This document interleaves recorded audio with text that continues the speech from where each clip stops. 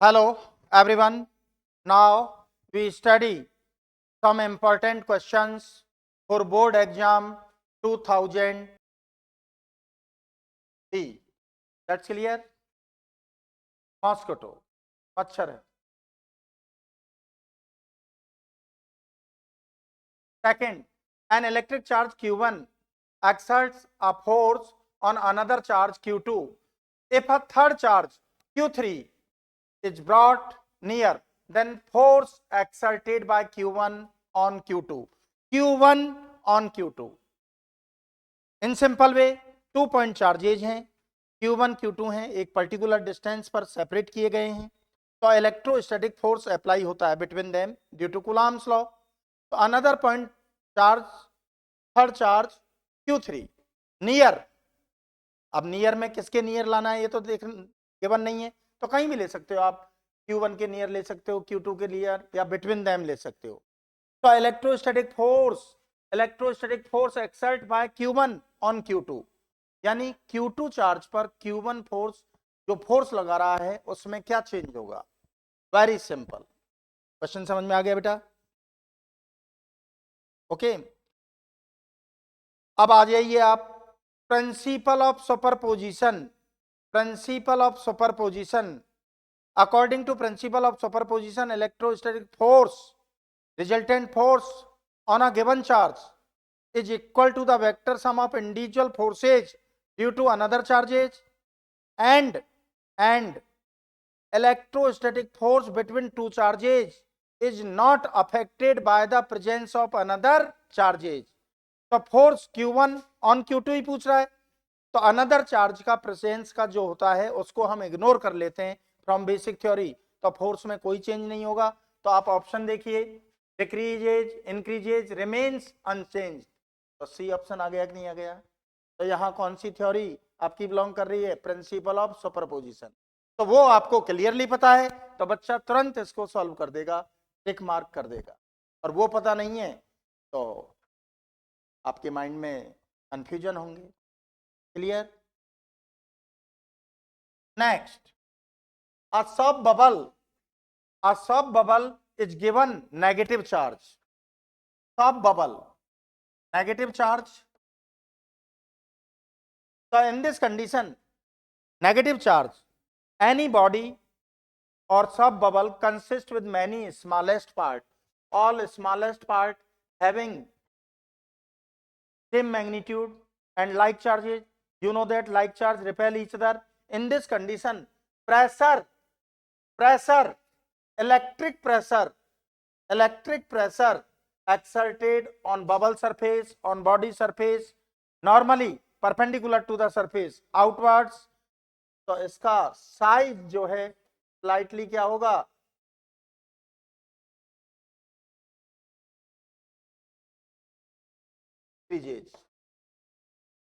ये मैंने जब आपको बेसिक थ्योरी एक्सप्लेन की थी तब भी बताया था.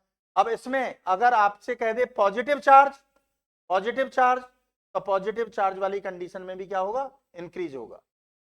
Because in this condition electric force normally perpendicular to the surface outwards.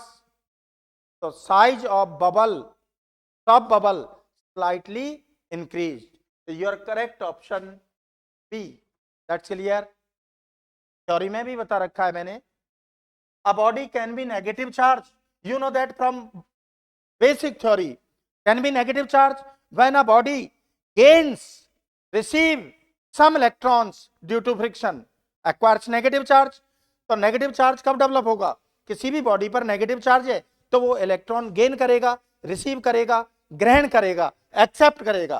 तो देखिए, by giving some electrons, proton वाला तो कोई पॉसिबल ही नहीं है because exchange of charge, transfer of charge between two bodies always in form of electrons according to quantization theory.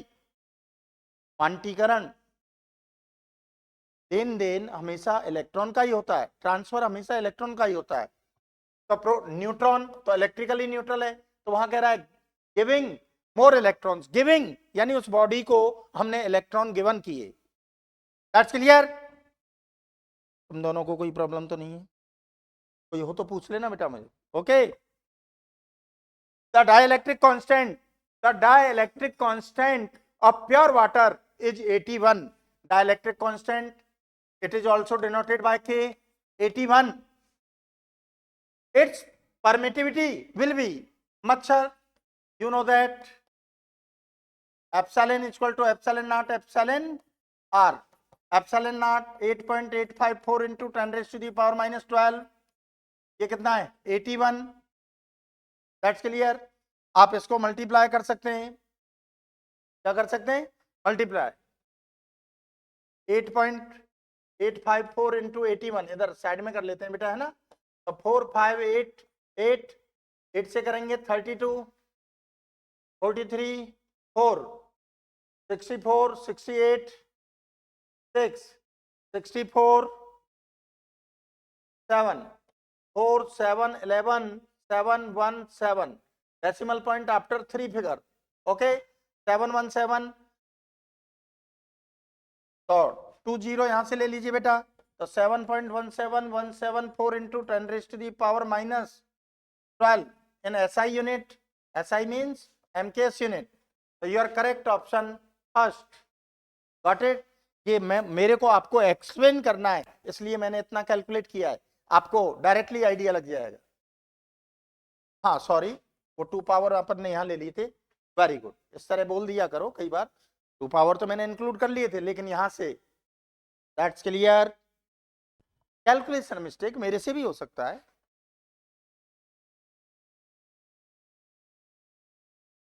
Next, if a medium of dielectric constant K is filled between two charges in place of air,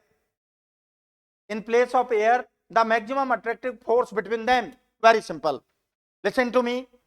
A dielectric constant, a medium filled between two charges. Air की जगह एक medium रख दिया जाए तो उनके बीच में जो इलेक्ट्रोस्टैटिक फोर्स है उसमें क्या होगा? From basic theory you know that, from Coulomb's law, ये आपको मैंने पढ़ाया है. In presence of medium electrostatic force decrease. जब उसमें कोई मीडियम रख दिया तो divided by epsilon r means dielectric constant of medium. तो फोर्स क्या होगा? डिक्रीज होगा कि नहीं होगा? फोर्स में कमी होगी कि नहीं होगी? ओके. तो अब ऑप्शन में आ जाइए. विल डिक्रीजेज के टाइम्स, ये नहीं होगा. देखो 1/εr is also denoted by के. तो डिक्रीजेज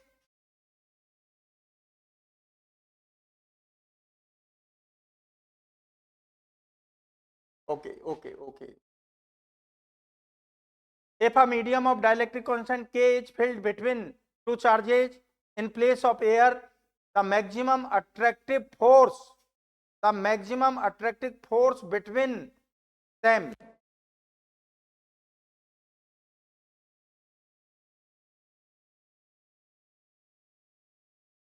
देखो फोर्स तो डिक्रीज ही होगा लेकिन वो डिक्रीज क्या होगा? 1/k times. तो यहाँ ऑप्शन ये प्रिंटिंग मिस्टेक हो सकता है. तो ये 1/k मींस k इनवर्स. तो यहाँ विल डिक्रीजेज k टाइम्स, तो इसको हम क्या कर देंगे? k inverse. तो फिर आपका ऑप्शन फर्स्ट हो जाएगा. देखो रिमेन्स अनचेंज, ये रॉन्ग है. विल इंक्रीजेज k टाइम्स, ये भी रॉन्ग हो जाएगा. Will increases k inverse time, ये भी. हाँ आप कुछ कहना चाहते हैं?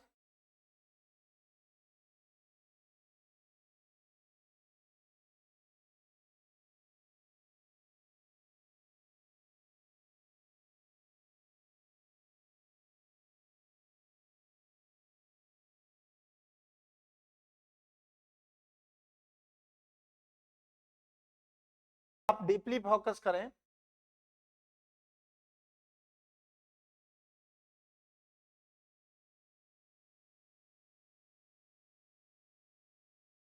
देखिए बेटा थ्योरी वाइज ये है आपका.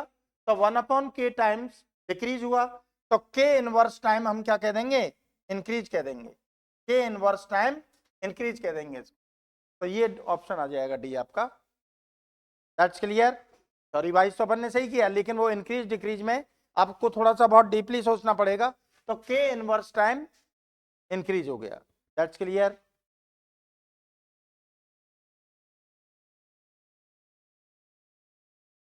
बात नहीं।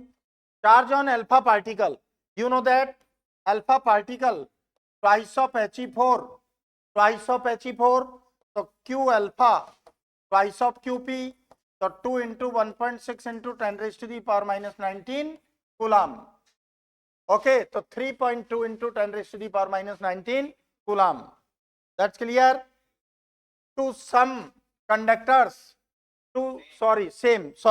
two same conductors of copper and aluminum are kept in a uniform electric field, the magnitude of induced charge on aluminum will be।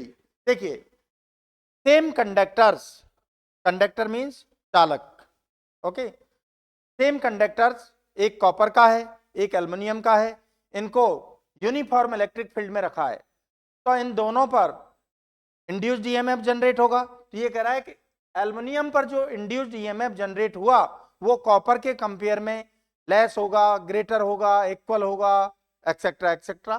तो देखिए, सेम कंडक्टर्स हैं, आइडेंटिकल कंडक्टर्स हैं, तो सेम ही होना चाहिए, दोनों कंडक्टर हैं।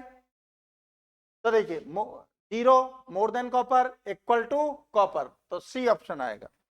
That's clear. भाई दोनों कंडक्टर, दोनों चालक सेम ही तो हैं, यूनिफॉर्म इलेक्ट्रिक फील्ड है, तो इंड्यूस्ड ईएमएफ जो भी होगा दोनों पर इक्वल होगा। तो एल्युमिनियम पर किसके इक्वल होगा? कॉपर के equal. That's clear. Next, the magnitude capital E of the intensity of electric field, the magnitude capital E electric field, विद्युत क्षेत्र की तीव्रता, ओके बेटा, of the intensity of electric field is such that on the electron on placed in it a force equal to its weight is applied। तो देखिए, किसी electron को एक इलेक्ट्रिक फील्ड में रखा गया है, तो उस पर जो इलेक्ट्रोस्टैटिक फोर्स लग रहा है वो उसके वेट फोर्स के इक्वल है, उसके वेट फोर्स के इक्वल है। तो in this condition you know that weight force always vertically downwards due to gravity under the influence of gravity। weight force, जो इसका वेट है वो हमेशा वर्टिकली डाउनवर्ड लगेगा, नीचे की ओर लगेगा, due to gravity of earth. अब इसको बैलेंस करने के लिए इलेक्ट्रोस्टैटिक फोर्स वर्टिकली अप, तो फॉर बैलेंसिंग कंडीशन, देखिए थ्योरी में भी मैंने इस तरह के क्वेश्चंस आपको बताए हैं। QE equal to mg, Q for electron, E equal to mg upon Q, Q की वैल्यू हम क्या पुट करेंगे? Small E charge on electron, तो mg upon E, option B. Got it. Next, the electric field near a conducting surface with uniform surface charge density sigma. तो देखो, you know that for conductors EFI sigma upon epsilon naught, and direction of electric field EFI intensity of electric field, विद्युत क्षेत्र की तीव्रता सदैव पृष्ठ के लंबवत होती है, तो direction of EFI is always normally और perpendicular to the surface of body, conducting body. Normal means perpendicular, option C. That's clear. Okay. Next, the unit of electric field is not equivalent to, यानी electric field का ये given options हैं, electric field का unit इनमें से किसके equal नहीं है, ये बताना है आपको। The unit of electric field is not equivalent to, आप ऑप्शन बाद में देखिए, पहले आपके बेसिक थ्योरी आपके माइंड में रिमाइंड होना चाहिए। तो इलेक्ट्रिक फील्ड न्यूटन पर कूलम और वोल्ट पर मीटर, ओके, और वोल्ट देखो, W इक्वल टू QV से वोल्ट क्या होगा? जूल पर कूलम इंटू मीटर। तो देखो, न्यूटन पर कूलम अवेलेबल है, वोल्ट पर मीटर अवेलेबल है, जूल पर कूलम मीटर अवेलेबल है, तो आपका रॉन्ग ऑप्शन क्या हो गया? करेक्ट ऑप्शन क्या हो गया? जूल पर कूलम। That's clear. इस तरह से आपके माइंड में सारा। Next, the figure shows some electric field lines corresponding to an electric field. The figure informs that. Ditto question मैंने आपको थ्योरी में, बेसिक थ्योरी में करा रखा है। You know that electric field, intensity of electric field denoted, represent by electric lines. फिर मैंने आपको बताया जिस पॉइंट पर इलेक्ट्रिक लाइंस की डेंसिटी ग्रेटर होती है वहां इलेक्ट्रिक फील्ड लार्ज होगा, जहां डेंसिटी कम है, मतलब इलेक्ट्रिक लाइंस के बीच में डिस्टेंस ज्यादा है, वहां डेंसिटी कम है तो वहां इलेक्ट्रिक फील्ड कम होगा। तो ए एंड सी पर देखिए, distance between electric lines at point A and C approx equal and distance less with respect to point B. तो पॉइंट बी पर डिस्टेंस सबसे ज्यादा है, तो इलेक्ट्रिक फील्ड सबसे कम कहां होगा? बी पर। ए और सी पर इक्वल होगा, और ए और सी पर जो भी इलेक्ट्रिक फील्ड होगा बी के रेस्पेक्ट में ग्रेटर होगा। EA equal to EC is greater than EB। ये बात समझ में आई कि नहीं आई? अब ऑप्शन देख लीजिए आप, C, option C. Okay Kanika. Next, a hollow isolated conducting sphere. Hollow isolated यानी इसके नियर अबाउट, आइसोलेटेड यानी विलगित, इसके आसपास नियर अबाउट कोई अनदर बॉडी, कंडक्टिंग बॉडी नहीं है, आइसोलेटेड, अकेला है। Sphere is given a charge of 10 microcoulomb if the radius of the sphere 2 centimetre. तो charge on conducting sphere 10 microcoulomb, micro means -6, 10 raised to the power -6, 10 -5 कूलम, radius 2 metre. Then the electric field at its center, you know that given charge to the conductors, hollow spheres, conducting spheres is uniformly distributed on the surface. Inside the conductors, hollow spheres, charge 0, तो EFI 0, तो your correct answer 0। आपको बेटा मैंने बता रखा है conductors में कोई भी चार्ज हम प्रोवाइड करते हैं उसका डिस्ट्रीब्यूशन कहां होगा? सरफेस पर। इनसाइड चार्ज क्या होता है? 0, तो इनसाइड EFI भी क्या होगा? 0। भाई सेंटर अंदर ही तो होगा इसके, तो सेंटर पर EFI क्या होगा? 0। That's clear. Next, on a solid sphere of radius capital R, charge is uniformly distributed. Solid sphere, charge is uniformly distributed. The relation between electric field capital E inside the sphere and the radius capital R of the sphere. अब देखिए बेटा, ये solid sphere of radius capital R, charge is uniformly distributed, ठीक है। अब question में कहीं भी कंडक्टिंग नॉन कंडक्टिंग के लिए नहीं कहा है, केवल सॉलिड स्फीयर कह दिया है। और गिवन ऑप्शन के अकॉर्डिंग देखें, अगर कंडक्टिंग स्फीयर होता तो इलेक्ट्रिक फील्ड इनसाइड 0 होता, 0 कोई भी ऑप्शन नहीं है, तो मींस ये अंडरस्टूड हो गया, क्लियर हो गया। आपको आइडेंटिफाई करना होगा कि ये नॉन कंडक्टिंग स्फीयर है। इनसाइड द नॉन कंडक्टिंग को चालक, ओके, नॉन कंडक्टिंग इनसाइड, ये क्या कह रहा है? The relation between electric field E and the radius, so inside the intensity of electric field EFI, inside the non-conducting sphere, E vector is equal to KQ upon capital R cube into R cap.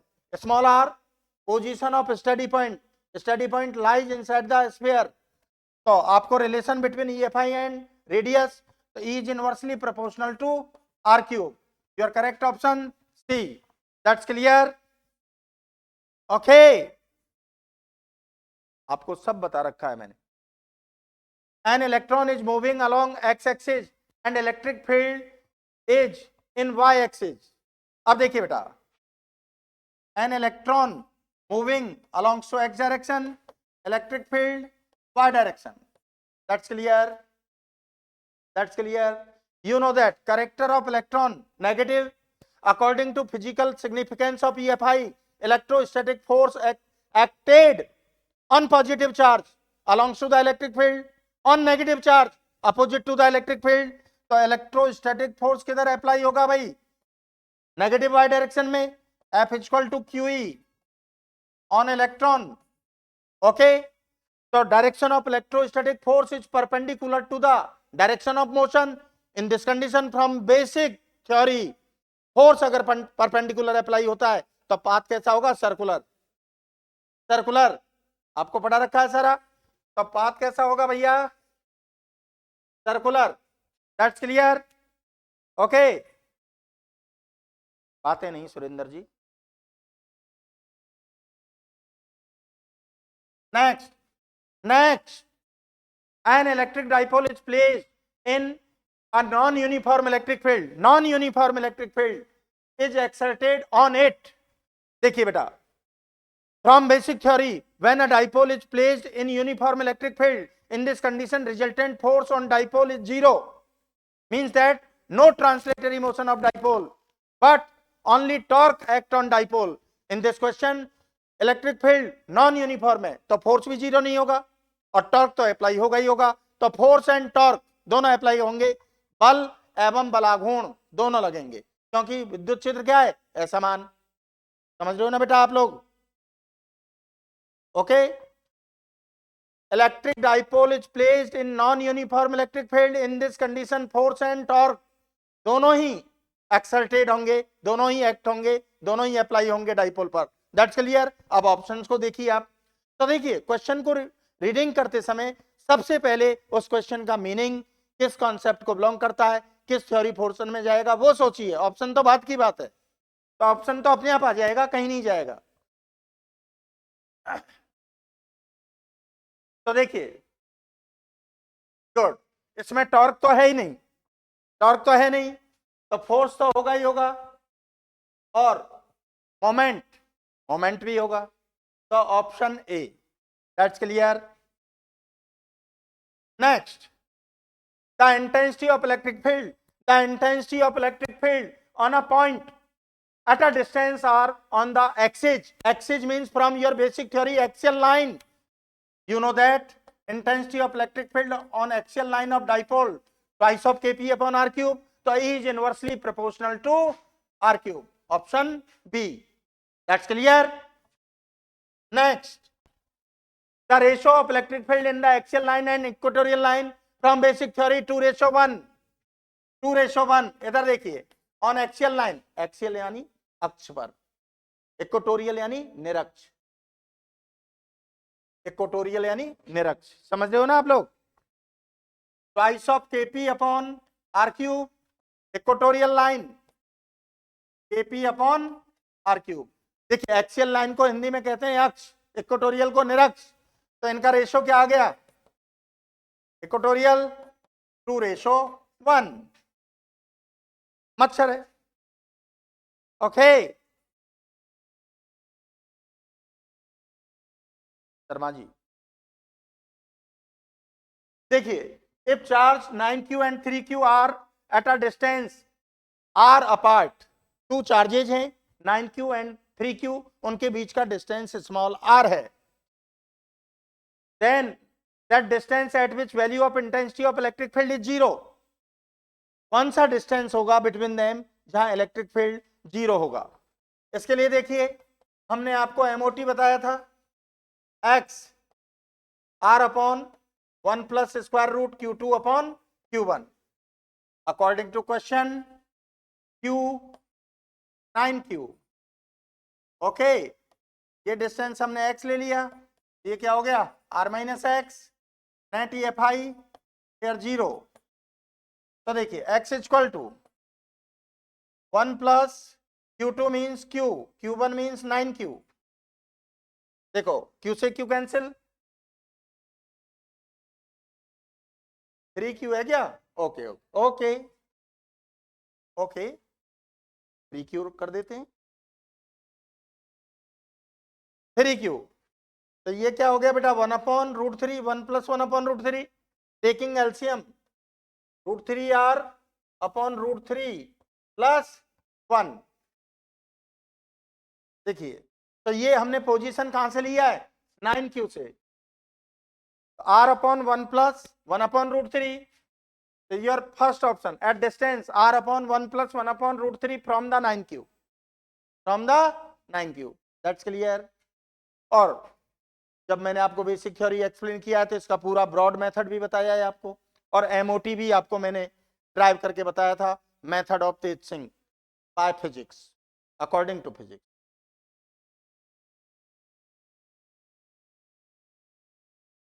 Next, a charge plus q is placed at the center of a square.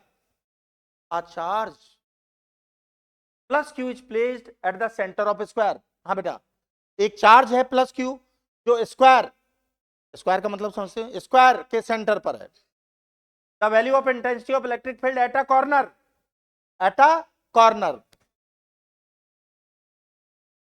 ये आपका square है, ये centre, you know that intersect point of diagonals, ये तो centre होगा। तो at any corner, हम इस पर ले लें, यहां इंटेंसिटी E1 गिवन है आपको, and the value of intensity at mid point of side, कोई भी मिड साइड का मिड पॉइंट ले लें, यहां पर इंटेंसिटी कितना है E2। That's clear, okay. Value of intensity at mid point of side of the square due to this charge E2। अब साइड आपको गिवन नहीं है तो नो प्रॉब्लम, अज्यूम कर लो, आपने ए अज्यूम कर लिया, ए बी सी डी, इस पॉइंट को हम ले लें एन, ओके। तो देखिए at corner the distance of study point A from centre of square, देखो diagonal A C B D क्या हो जाएगा भाई, √2a by use of Pythagoras theorem. तो ये ओ ए क्या हो जाएगा, हाफ ऑफ डायगोनल। ये आप लोगों को समझाने के लिए मुझे ये सॉल्व करना पड़ रहा है, नहीं डायरेक्ट लिख सकते हैं आप, a by √2। Positive charge, you know that electric lines outwards, E1 equal to KQ upon, in your mind, R square, R means a by √2 whole square, तो twice of KQ upon a square. अब देखिए ये distance क्या आ जाएगा, a by 2, भाई side कितना है आपका a, तो ये half of side a by 2, तो E2 outwards, because you know that electric lines outwards from stationary positive charge, KQ upon R square, a by 2 square, तो ये क्या हो गया बेटा 4KQ अपॉन R स्क्वायर। तो E1 अपॉन E2 1/2 आ गया ना, E1 अपॉन E2 1/2 हो गया ना भैया, ओके। इतना कुछ करने की जरूरत नहीं है, आपका बेस अगर क्लियर है, स्ट्रांग है, तो मैंने तो ये आपको इसलिए बताया कि मुझे आपको समझाना भी है। दैट्स क्लियर पंडित जी।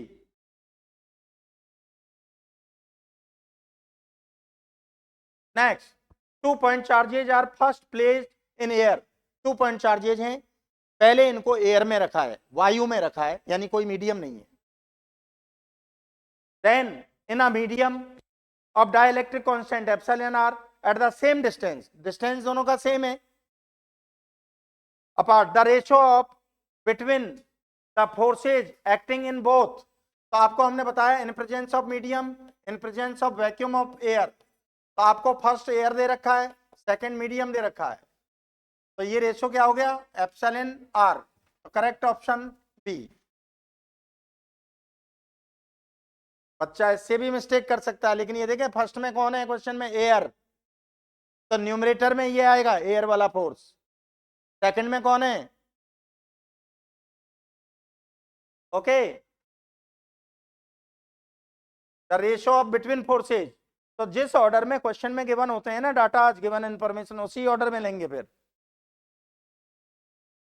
आपने FM अपॉन एफ कर दिया तो 1 अपॉन एप्सिलॉन आर आ जाएगा, और वो फिर रॉन्ग हो जाएगा आपका। इन चीजों का भी ध्यान रखना होता है, ओके। हाँ बेटा समझ में आया। Next, electric field at the surface due to a charge sphere, electric field at the surface due to a charge sphere 10 kilovolt पर मीटर, E 10 किलोवोल्ट पर metre, kilo means 10 raised to the power 3, तो 10 raised to the power 4 volt पर metre, okay. what will be the electric field intensity at a distance equal to its diameter from the centre of the sphere. ठीक है, अब ये क्या कह रहा है, देखिए बेटा आप समझे, एक कंडक्टिंग स्फीयर है, चार्ज स्फीयर है, सॉरी चार्ज स्फीयर है, उसके सरफेस पर इलेक्ट्रिक फील्ड इतना है। अब ये कह रहा है कि what will be the electric field intensity at the distance equal to its diameter from the center,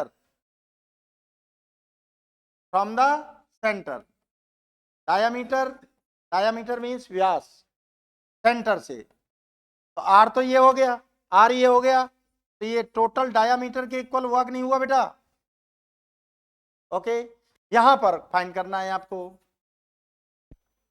तो in this condition distance of your study point from the centre to r, तो ये कहां पर है भाई? सरफेस पर।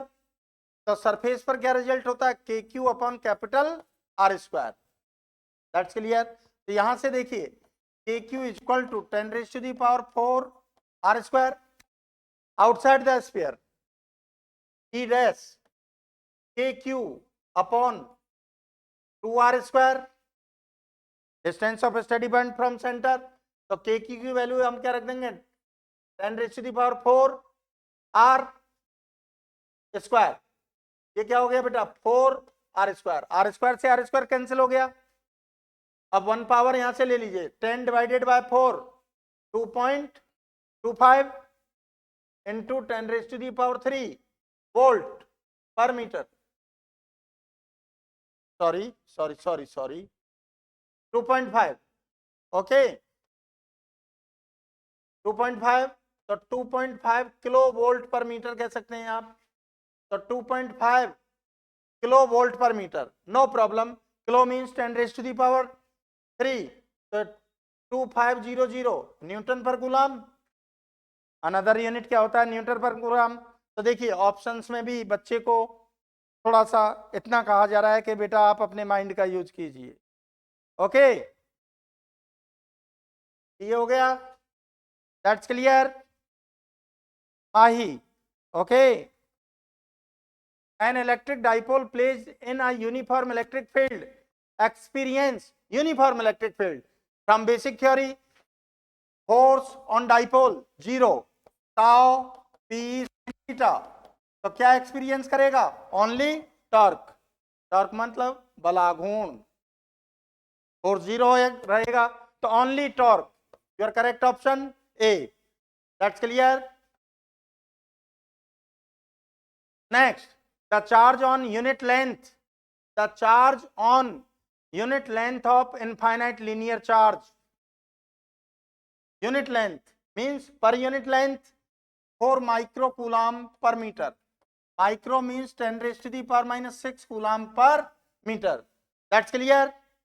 आगे देखिए, अब electric field intensity at a perpendicular distance 2 metre from it will be, listen to me, एक इनफाइनाइटली लीनियर चार्ज है, अनंत रेखीय आवेश, जिसका रेखीय आवेश घनत्व लैम्डा आपको गिवन है, linear charge density means charge per unit length. तो उस कंडक्टर से 2 मीटर परपेंडिकुलर डिस्टेंस पर EFI इलेक्ट्रिक फील्ड क्या होगा? तो E equal to from basic theory 2k lambda upon r, okay. हालांकि क्वेश्चन में गिवन है 1/4πε0, लेकिन आपको डायरेक्टली भी मालूम होता है k इक्वल टू 9 इंटू 10⁻⁹, ये कितना गिवन है आपको? लैम्डा 4 इंटू 10⁻⁻6, आर कितना गिवन है भैया? 2, तो 2 से 2 कैंसिल हो गया, 9 इंटू 4 36, 10⁻⁹ - 6 10⁻³ न्यूटन पर कूलम, ठीक है 36। अब यहां देखिए 36 का जो ऑर्डर है वो इसमें 3.6 इन योर माइंड डिवाइडेड बाय 10, 3.6, तो आपको मल्टीप्लाई भी करना होगा न्यूटन पर कूलम, तो your correct option B, that's clear, that's clear. Minimum charge on an object can be, minimum charge from basic theory is called quanta, is called quanta. तो minimum charge Q equal to E 1.6 into 10⁻⁻19 coulomb, your correct option C, that's clear, that's clear. आई आपको नींद आ रही है? the value of number of electrons, the value of number of electrons in 1 coulomb. कितनी बार आपको करा रखा है, Q equal to n e equal to Q आपको कितना गिवन है 1 coulomb 1.6 into 10 raised to the power minus 19 coulomb. After calculation 6.25 into 10 raised to the power 18 electrons. That's clear. Two charges are at a distance. Two charges are at a distance small d from each other. दो charge हैं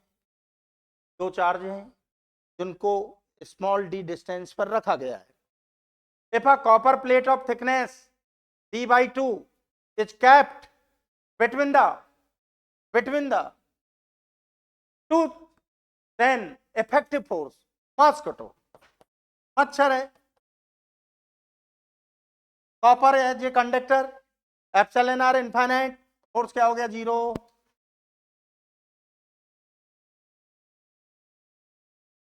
That's clear. In hydrogen atom, an electron revolves around the nucleus in an orbit of radius r. The Coulomb's force F between then h. Okay. तो देखिए ये hydrogen atom है 1H1, atomic number क्या है इसका 1. तो nucleus में charge कितना होगा plus he. Electrons revolving around the nucleus in particular orbit. That's clear. That's clear. You know that from basic theory, Coulomb's law is not applicable for moving charges. Not applicable for moving charges. But according to classical physics, Coulomb's law apply on moving charge and at any instant of time in equilibrium position. What is the equilibrium position? Positive charge, negative charge attract each other.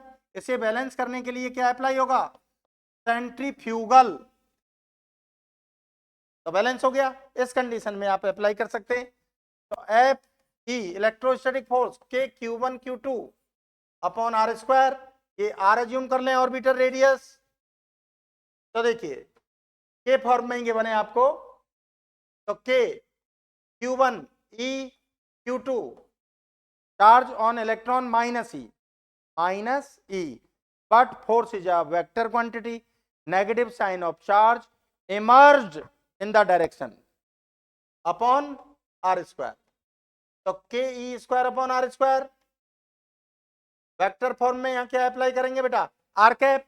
अब देखिए are cap में और दूसरा option are cap को आप convert करें तो ये हो जाएगा you know that r cap equal to r vector upon mod of r vector upon mod of r simple r. तो k square upon r cube r vector b option. That's clear. अब देखिए negative sign of charge on electron emerge in direction of corresponding force from basic theory. चल तो आपका ये आ गया, लेकिन options के अकॉर्डिंग आर कैप को भी हमने कन्वर्ट किया. तो किसको बिलोंग करेगा option B. That's clear. The uniform motion of electric charge is produce. अब देखो ऑप्शन बाद में देखना. Rest charge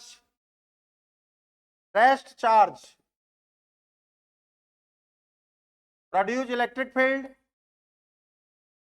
uniform motion means moving charge with uniform speed velocity, electric field and magnetic field. Non-uniform speed,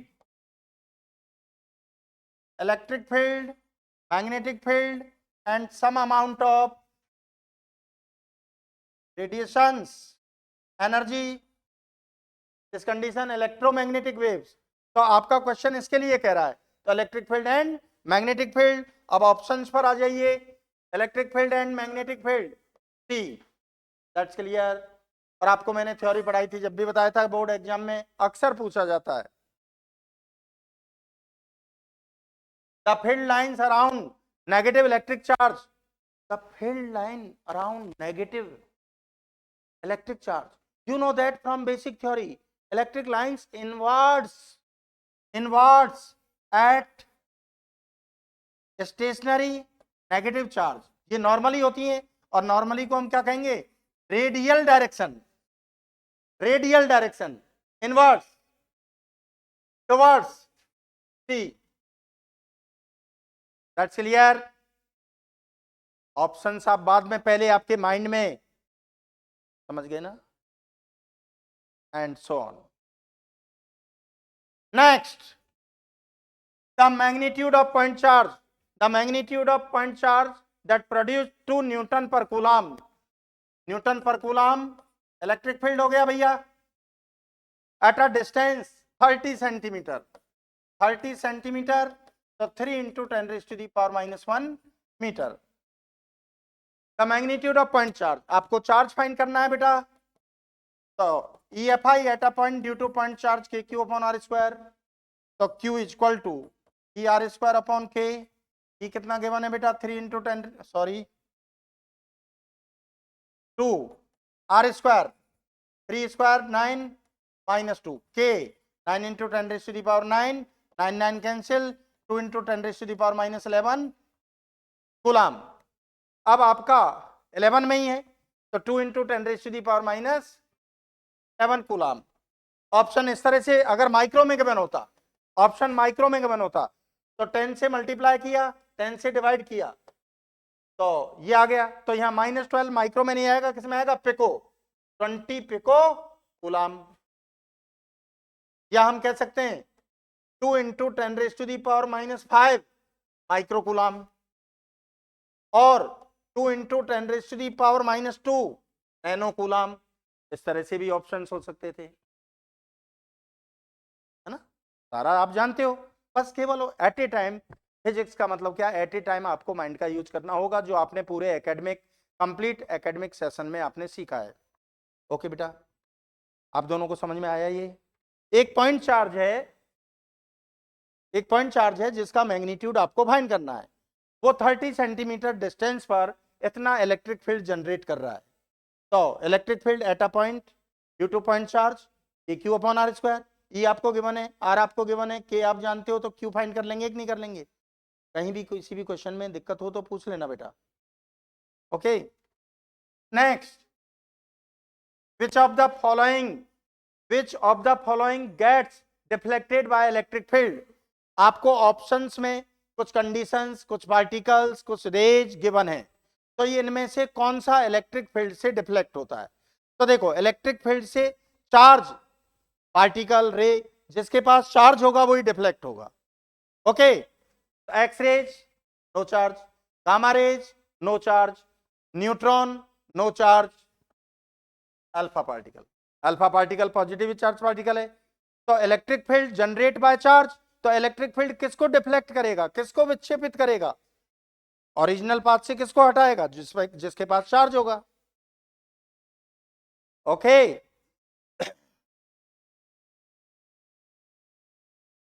आप आगे आ जाइए.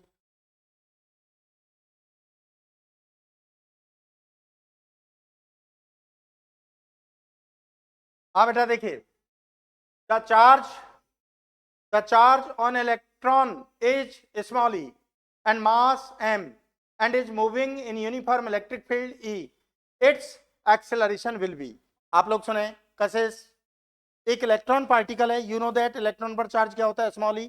मास m है, electric field E में मोशन कर रहा है, मूव कर रहा है, तो उसका एक्सेलरेशन क्या होगा? According to physical significance of EFI, electric force क्या होगा बेटा? F = QE according to Newton second law, MA Newton second law. तो एक्सेलरेशन Q स्मॉल e, भाई Q की जगह स्मॉल e पुट कर दिया ना. तो अब ऑप्शन देख लो. A charge in axial position is placed at some distance from electric dipole. एक चार्ज है जो एक्सियल, अक्षीय पोजीशन पर, कुछ डिस्टेंस पर डाइपोल के रखा गया है. and force F act on it, उस चार्ज पार्टिकल पर जो फोर्स अप्लाई हो रहा है वो कितना है, F. If the charge is placed at doubled,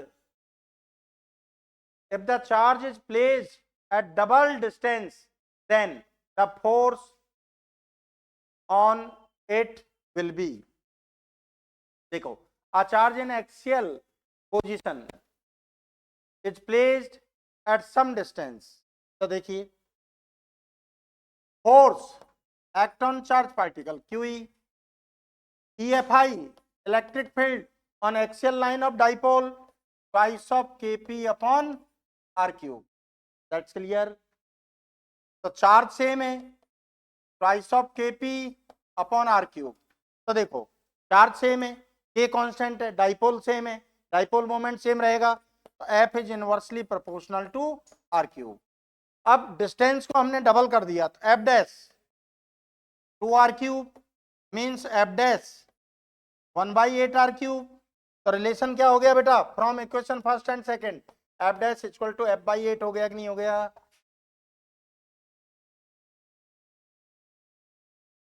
That's clear? Okay. Torque on dipole. You know that from basic theory. Torque is equal to P vector cross E vector. You know that from basic theory. Cross product between electric dipole moment and electric field. Cross product not obey of commutative law. तो इसमें आपको focus करना होगा, P vector पहले आएगा. उसके लिए मैं थोड़ा सा आइडिया दे देता हूं आपको. ये यूनिफॉर्म इलेक्ट्रिक फील्ड है, ये देखिए आपका डाइपोल है, माइनस क्यू प्लस क्यू, ये प्लस क्यू ले लें आप, ये माइनस क्यू. तो electrostatic force plus Q E vector alongs to the electric field on negative charge opposite to the electric field. Okay,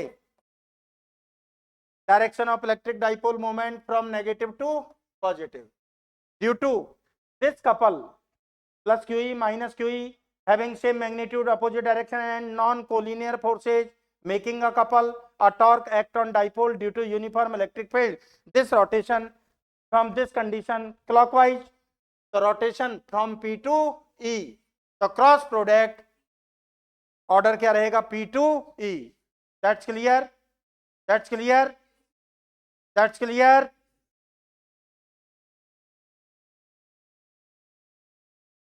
The direction of electric field at a point located on the equatorial line of electric dipole will be, the direction of electric field, देखिए located on equatorial, निरक्षीय position पर. तो देखिए आपको basic theory में आ जाइए आप. वैसे तो आपको डायरेक्टली पता होना चाहिए, ये डाइपोल है, ये इक्वेटोरियल लाइन हो गया. ओके,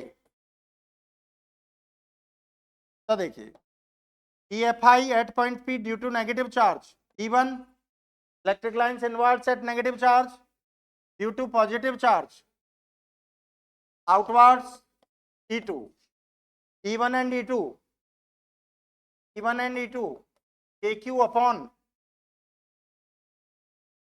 ये इतना मैं आपको समझाने के लिए बता रहा हूं बस. AP BP equal to square root of R square plus A square, तो इसका स्क्वायर करेंगे R square plus A square, both having same magnitude and different direction. For resultant we obtain rectangular components, triangle OAP and OBP are similar triangles, angle theta theta. तो देखिए first component middle में से पास होगा, theta alternative angle theta, theta corresponding angle theta. तो ये component क्या हो गया बेटा, E2 cos theta, E1 cos theta. Sir देखिए ये E1 sin theta, E2 sin theta, E2 sin theta, E1 sin theta, both having same magnitude and opposite direction, so they are cancel out. So their resultant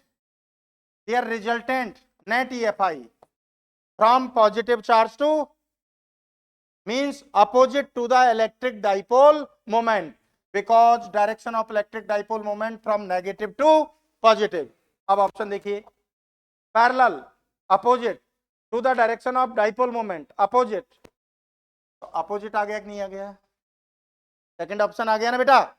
तो ये सारा मैंने आपको अच्छे से समझ में आ जाए, वैसे तो बेसिक थ्योरी में पढ़ा रखा है, फिर भी ये इसलिए डायग्राम ड्रॉ किया था। That's clear. If the intensity of electric field of a point, if the electric field, if the intensity of electric field of a point located on the axial line of a dipole, EA, तो axial line पर तो कितना है भैया? EA। अक्षीय स्थिति में, आप इधर फोकस करें बेटा, and intensity of electric field on a point located on the transverse position perpendicular to the axial line means equatorial line means निरक्षीय स्थिति, EE है, EE सबस्क्रिप्ट में ई यानी equatorial. Then you know that from basic theory, देखो E axial twice of KP upon R cube, E equatorial KP upon R cube, तो EA equal to twice of equatorial. That's clear. Correct option B. That's clear.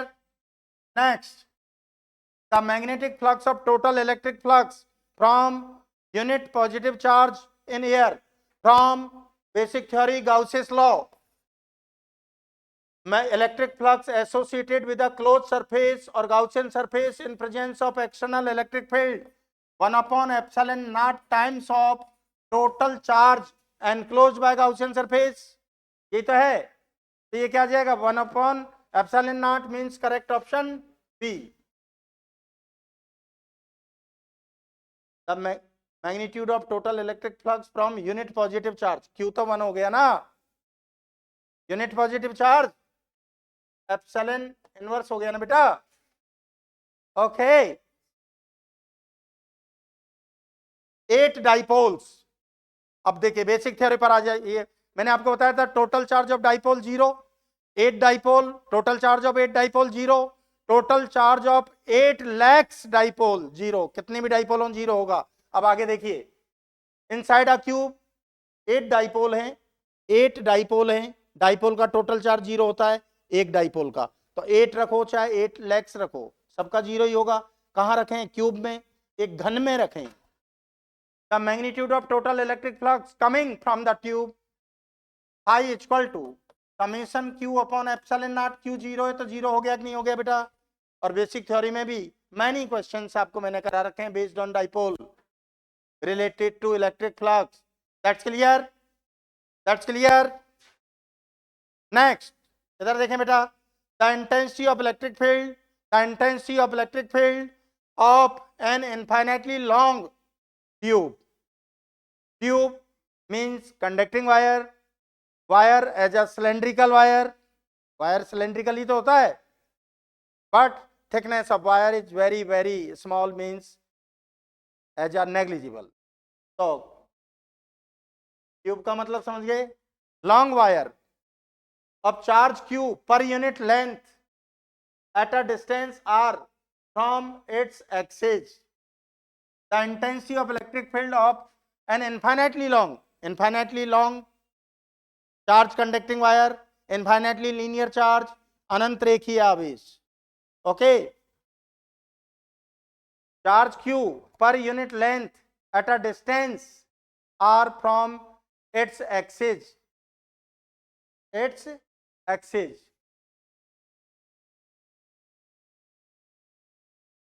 तो देखिए E equal to twice of K lambda upon R। Okay, charge Q unit length at a distance R, तो unit length का जो charge है वो कितना है? Q given है आपको भाई, लैम्डा इक्वल टू क्या हो गया? Q by L,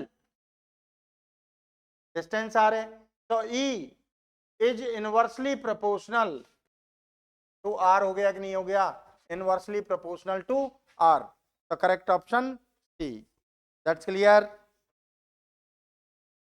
in intensity of electric field, in intensity of electric field inside a uniformly charged spherical cell, spherical cell means conductor है भैया, और कंडक्टर में इनसाइड चार्ज क्या होता है? जीरो। इलेक्ट्रिक फील्ड क्या होगा? Zero. in intensity of electric field inside a uniformly charged spherical cell is zero. That's clear. Cell word का मीनिंग कंडक्टर है. The unit of intensity of electric field, unit of intensity of electric field, newton पर coulomb, volt पर metre, joule पर coulomb into metre. Okay. अब देखिए, ये दोनों तो मैंने आपको थ्योरी में बताया है. अब ये आपने क्वेश्चंस के अकॉर्डिंग सीखा, तो क्वेश्चंस में आप फोकस करें, कुछ ना कुछ नया सीखने को मिलेगा आपको. At the equator of dipole, equator means निरक्ष. Equator of dipole, the value of the angle between the electric dipole moment and direction of electric field, you know that. अभी प्रीवियस डायग्राम में मैंने आपको बताया था.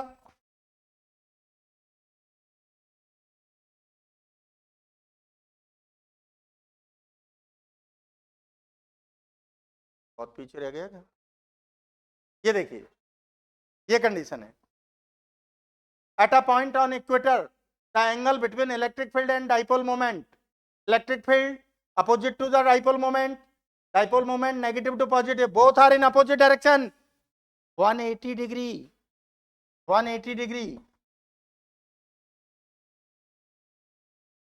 देखो फिजिक्स में बेटा energic होना होता है, आप एनर्जिक बनिए.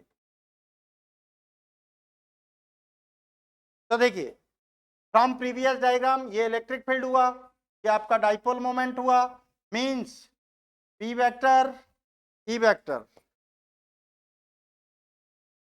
ऑन इक्वेटोरियल लाइन, तो theta is equal to 180 degree. Your answer 180 degree. That's clear. Himanshi बात नहीं बेटा. At the centre of a cube with each side of length L, a charge Q is kept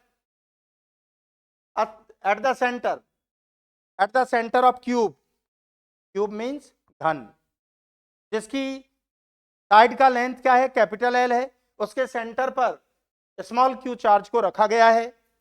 the value of electric field emitted from the cube will be, from the cube, तो cube से summation q upon epsilon naught, q upon epsilon not. तो यहां क्या आ जाएगा बेटा? q upon, ये complete cube के लिए पूछ रहा है. इसमें अगर ईच सरफेस की बात करें, तो क्यूब में कितने सरफेसेज होते हैं भाई? 6. तो डिवाइडेड बाय 6, तो q अपॉन 6 एप्सिलॉन नॉट. आपके एनसीईआरटी में भी क्वेश्चन के बने हैं. दैट्स क्लियर, जो मैंने आपको सॉल्व करा रखा है. A charge Q is kept at the center of an open mouth cylinder, यानी जिसका मुंह खुला हुआ है, ओपन है, container. The electric flux passing through the surface of this container. तो देखिए, एक सिलेंड्रिकल कंटेनर है, बर्तन है, जो खुला है, ओपन है. तो देखिए,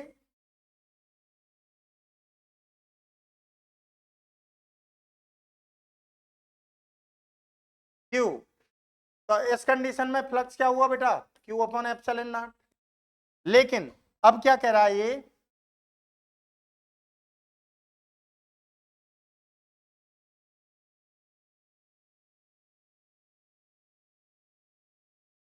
अब ये ओपन है बेटा, ठीक है. तो ओपन है, तो आपको पता तो है नहीं, क्वेश्चन ने भी नहीं कहा है कितना ओपन है, तो फिर उसको हम क्या है, हाफ सिलेंडर ही ले लेते हैं. कितना ले लेते हैं? हाफ. That's clear. तो 5 डैश क्या हो जाएगा? 5/2, तो Q अपॉन 2 एप्सिलॉन नॉट. यहाँ आपका करेक्ट ऑप्शन क्या होगा? Q upon 2 epsilon not. That's clear. Vanya, देखो इस वर्ड का मतलब क्या है? सिलेंडर ओपन है, ओपन है. यू आर करेक्ट, बिल्कुल सही है, तभी तो हमने ये कंडीशन लिया है कि ये ओपन है, तो क्वेश्चन ने तो कहा नहीं है कितना पार्ट है, तो हाफ से एसोसिएटेड मान लिया, हाफ से एसोसिएटेड सपोज कर लिया ना भाई। आपके घर में एलपीजी गैस सिलेंडर है, उसकी कैपेसिटी सबको मालूम है, रेगुलेटर से ओपन हो जाए या उसका वाल लीक हो जाए तो अप्रोक्स 50% हम आपका घर ओपन हो जाएगा ना। ओके, अगर कॉमर्शियल सिलेंडर है तो उसकी कैपेसिटी ज्यादा हो सकता है, तो वो पड़ोसियों को भी आप कर सकता है। ओके, इसलिए इसीलिए तो हाफ से एसोसिएटेड किया है बेटा वो। ओके, अब चलो कोई बात नहीं, इधर देख लें। देखो इस तरह से जैसे अभी आपने समझा, इसी तरह से यहां फोकस करें पूरी ईमानदारी से, तो बहुत अच्छा होगा आपके लिए। Let's see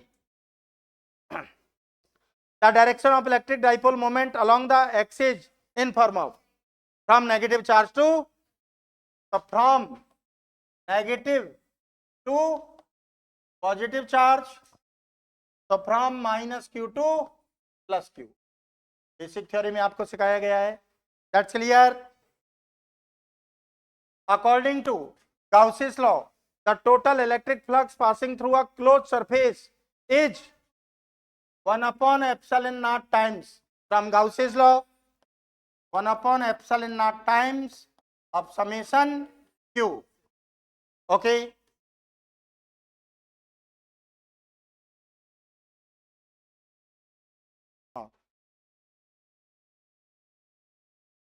the SI unit of electric flux I equal to q upon epsilon naught and E vector dot of K vector। तो देखिए इलेक्ट्रिक फील्ड न्यूटन पर कूलम इंटू मीटर स्क्वायर, और इलेक्ट्रिक फील्ड को volt पर metre, area metre square, तो volt into metre, कोई भी mention कर सकते हैं आप, न्यूटन पर कूलम मीटर स्क्वायर और volt into metre, any one of two, कोई भी मेंशन कर सकते हैं। That's clear.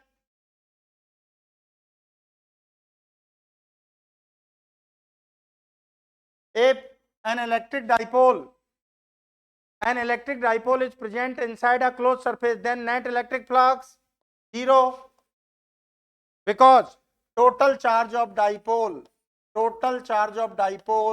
always 0, the flux summation q upon epsilon naught 0.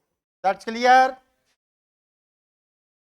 The intensity of electric field at a point due to infinite linear charge to the distance of the charge from point 2k lambda upon r, अभी बताया आपको, और ये derivation भी आ सकता है आपका long type question में based on Gauss theory.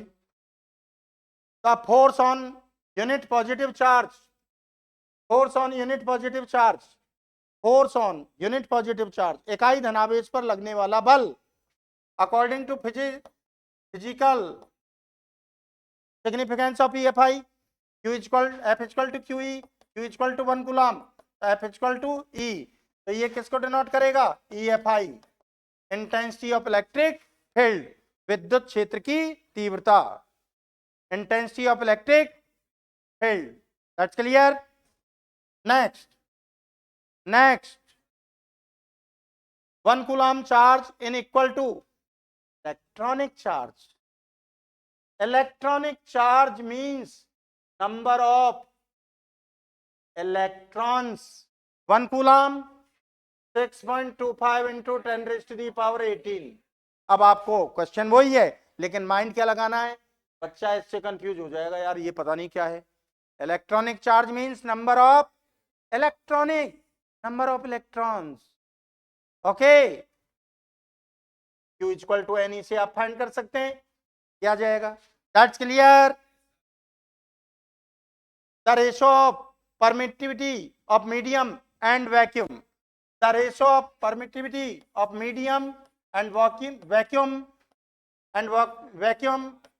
Epsilon r के dielectric constant of medium, the ratio of electric permittivity of medium to the vacuum it's called relative permittivity और also called dielectric constant of medium. और भी इससे related आपके mind में पूरा remind होना चाहिए। It is ratio of same physical quantities, so it is unitless and good. अब देखिए, the value of dielectric constant for metals infinite, any metal like copper, silver, aluminium, gold, etcetera etcetera. Okay Vanya ji, okay. The value of dielectric constant for air 1. Okay. According to the law of conservation of charge, total charge of an isolated system is always remain same or constant or unchanged. कुछ भी कह दो भाई। Conservation का मतलब क्या है? Total charge of a body on system, isolated system, remain same और constant before phenomena, after phenomena. Electric charge can neither be created nor be destroyed. They can only be transferred from one body to in form of electrons. Conservation of charge is a fundamental law of nature. सब जानते हो आप। यहां पूछा है ये क्या रहेगा? Remains same और constant और unchanged, कुछ भी कह दीजिए। देखिए बेटा, electric field due to positive charge radially outwards, outwards due to negative charge inwards, positive charge से बाहर निकलती हैं। Radially, radially means normally, normally means perpendicular, negative में इनवर्ड्स अंदर जाएंगी। Okay, the density of field, the density of field lies near the charge whereas it is on moving away from the charge। यहां पर क्या होगा? Maximum, यहाँ क्या होगा? मिनिमम मींस इधर क्या होगा? इंक्रीज, इधर क्या होगा? डिक्रीज। चार्ज के नियरेस्ट में इलेक्ट्रिक फील्ड का अमाउंट मैक्सिमम होगा, ग्रेटेस्ट होगा, ग्रेटर देन होगा, और उससे दूर जाएंगे, moves away from the charge, तो डिक्रीज होगा। Because E is equal to KQ upon R square, E is inversely proportional to R square। Okay, the density of field lines near the charge, तो charge के near, ये तो EFI का result है वो, लेकिन वो क्या पूछ रहा है? Density of lines, field lines, electric lines of force. तो चार्ज के नियर फील्ड्स नजदीक नजदीक होंगी, जैसे जैसे डिस्टेंस होगा डेंसिटी डिक्रीज होगी कि नहीं होगी? ओके, तो ये तो क्या होगा? इंक्रीज होगा, और ये क्या होगा? डिक्रीज होगा। That's clear. The electric field lines begins from positive end at negative.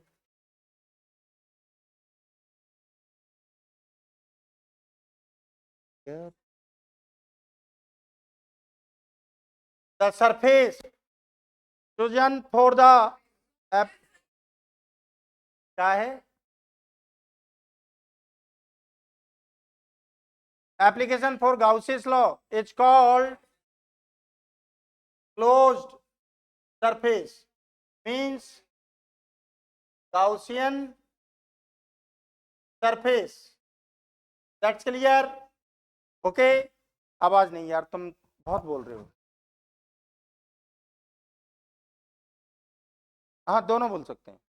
Closed surface means Gaussian surface in presence of external electric field, कोई भी बोल सकते हैं। आपको दोनों बताए हैं ना, कोई भी बोल सकते हैं।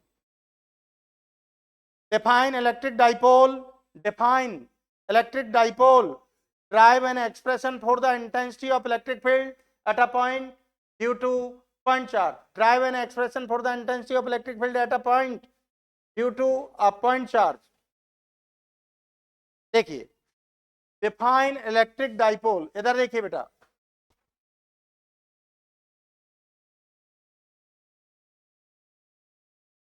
an arrangement of two equal and opposite charges and they are separated by very small distance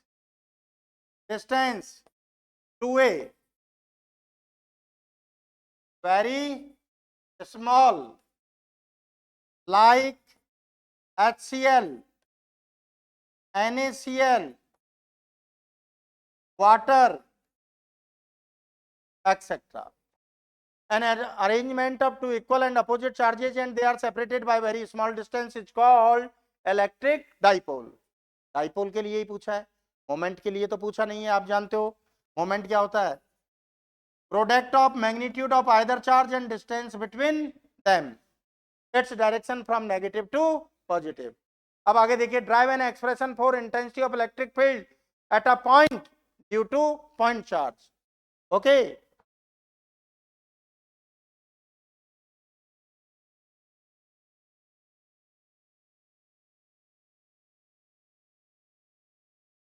देखिए, let us consider a point charge is located at point P, sorry, at origin. Let us consider a point charge Q located at origin, a point P at a distance OP equal to small r, where calculate the EFI. For basic theory of EFI, you know that according to physical significance of EFI, F vector is equal to QE. So E vector is equal to F upon Q. For determination of EFI, we need electrostatic force. For electrostatic force, we need two charges, at least two charges. For determination of EFI, imagine a charge Q naught at point P. Q naught positive, Q positive, repel each other. तो ये electrostatic repulsive force होगा. You know that from basic theory, direction of EFI electric field alongs to the electrostatic force. तो force का direction भी होगा. ये Hindi medium वाले सुने. एक बिंदु आवेश Q मूल बिंदु O पर स्थित है. O से OP equal to small r दूरी पर एक बिंदु P है जहां विद्युत क्षेत्र की तीव्रता ज्ञात करनी है. इसके लिए बिंदु P पर Q नॉट आवेश की कल्पना करते हैं. दोनों पॉजिटिव हैं, प्रतिकर्षित होगा. तो direction of force from O to P, तो जो फोर्स का डायरेक्शन होगा वही इलेक्ट्रिक फील्ड का डायरेक्शन होगा. तो direction of electric field O to P. That's clear.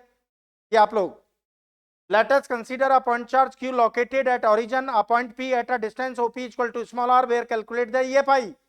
For EFI, imagine a charge Q naught at point P.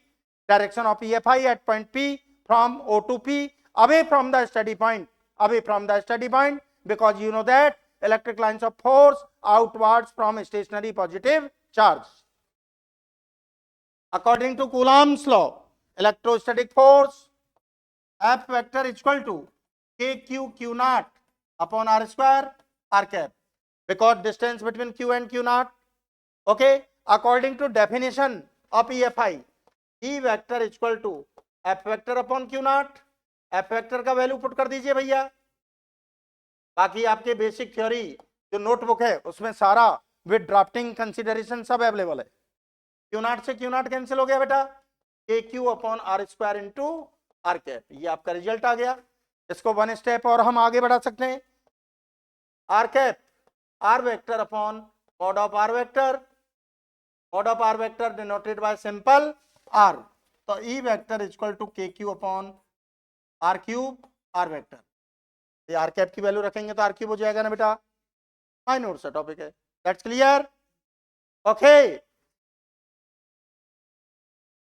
find the intensity of electric field due to electric dipole on a point at axis, means determination of EFI at a point on axial line of dipole. Hindi medium वाले, determine यानी EFI electric field find करना है. कहां पर? Dipole की अक्षीय स्थिति में. तो देखिए बेटा, you know that from basic theory, plus Q minus Q, midpoint A. Let us consider an electric dipole consists with equal and opposite charges and they are separated by distance 2a. You know that direction of dipole moment from negative to positive means axial line from negative to positive. तो आप axial line पर study करेंगे तो your negative charge, जो dipole का negative charge है towards your left hand side and your steady point right hand side, because direction of electric dipole moment from negative to positive, so axial line negative to positive. A point S at a distance OP equal to small r, where calculate the EFI due to dipole. आप लोग सुने, एक विद्युत द्विध्रुव है जो कि बराबर परिमाण और विपरीत प्रकृति के आवेशों से मिलकर बना है, जिनके मध्य की दूरी 2a है। अक्षीय स्थिति में OP equal to small r दूरी पर एक बिंदु P है जहां विद्युत क्षेत्र की तीव्रता ज्ञात करनी है। Clear? Let's see.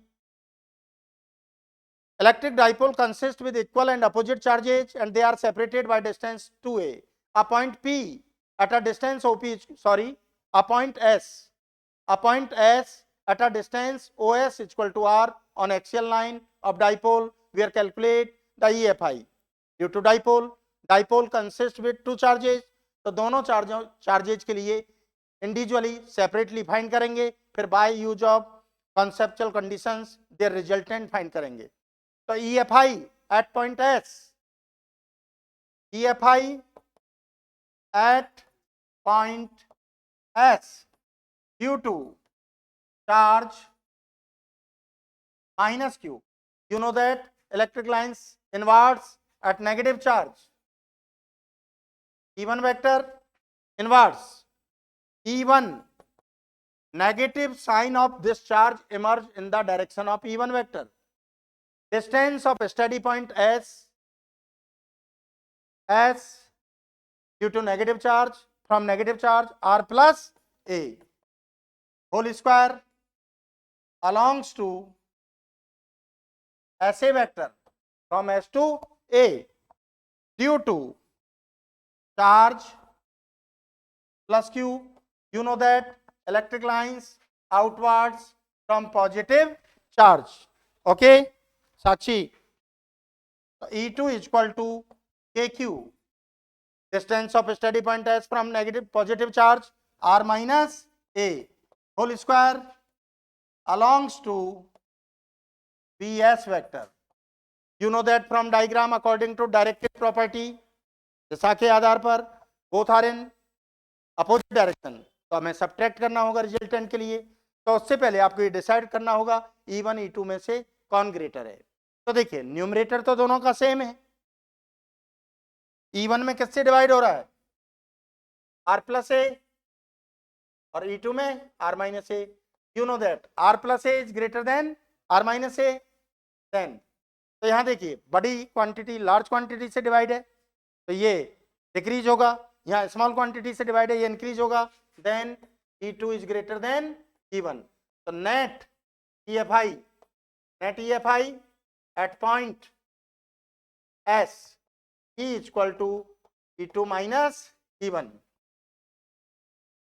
KQ upon R minus A whole square, KQ upon R plus A whole square। KQ आप कॉमन ले लीजिए भैया, R minus A whole square R plus A whole, taking LCM KQ R plus A whole square R minus A whole square upon R plus A whole square to R minus A whole square। Numerator में देखिए apply the A square minus B square, A plus B A minus B, denominator में R plus A R minus A R square minus A square whole square, प्राइस of KQ, A से A cancel 2R, यहाँ R से R cancel 2A, R square minus A square whole square. You know that Q into 2A electric dipole moment. तो E equal to price of KP R upon R square minus A square whole square. Question number इधर डाला ही नहीं है तो first R cap. You know that R is greater than A, then A square upon R square, ये negligible होगा भाई, negligible हो जाएगा ना।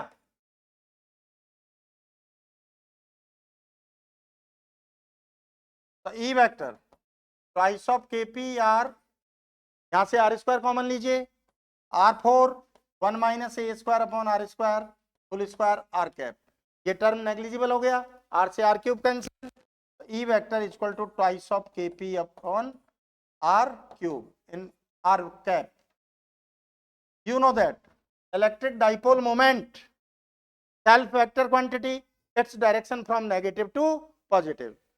तो देखो हम अगर आर कैप को रिमूव करें तो twice of K P upon are cube, apply the arrow head over to P, लेकिन आपको डायरेक्शन देखना होगा, E vector P vector same direction में तो एज इट इज रहेगा, अगर अपोजिट है तो माइनस भी अप्लाई करना होगा.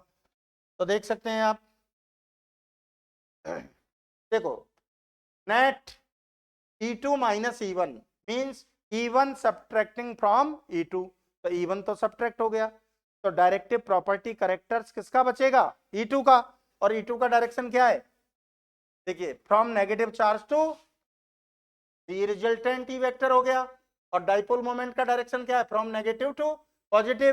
तो on axial line E vector and P vector both are parallel to each other means same direction, तो आपको यहां direct over to the P, okay, because E vector is parallel to P vector means दोनों same direction में.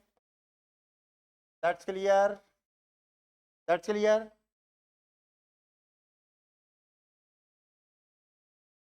Next, define electric dipole moment. Drive an expression for electric field of a dipole at a point situated on equatorial line. तो speedily करा देता हूं, पहले बता दिया है मैंने.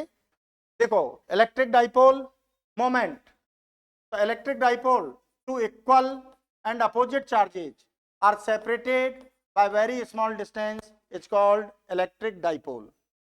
Electric dipole moment विद्युत द्विध्रुव आघूर्ण, it is defined as the product of magnitude of either charge and distance between them. P equal to q into 2a vector. P is a vector quantity. In right hand side arrowhead over to small a, because this distance is very very small. A small distance always behave as a straight line like HCl molecule, water molecule, etc etc. Clear? On equatorial line,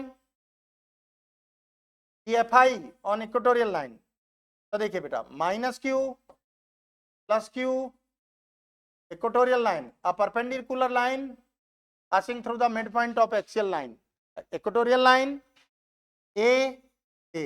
बाकी आपके notebook में सारा complete है with consideration. EFI due to negative charge, due to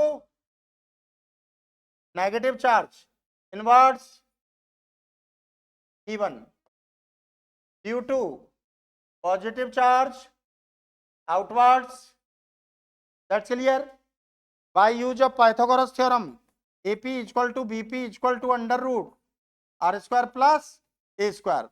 So E1 equal to KQ upon AP square means R square plus A square equal to E2.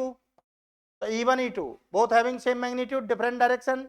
तो हमें components find करने होंगे इसके. तो दोनों ट्राइंगल सिमिलर ट्राइंगल हैं. तो first component ये आएगा, देखो थीटा, इसका करस्पॉन्डिंग एंगल हो गया संगत कोण, इसका ऑल्टरनेटिव एकांतर. तो ये क्या हुआ, देखिए E1 cos of theta, E2 cos of theta, ये क्या हुआ E2 sin theta, E1 sin theta, E1 sin theta, E2 sin theta.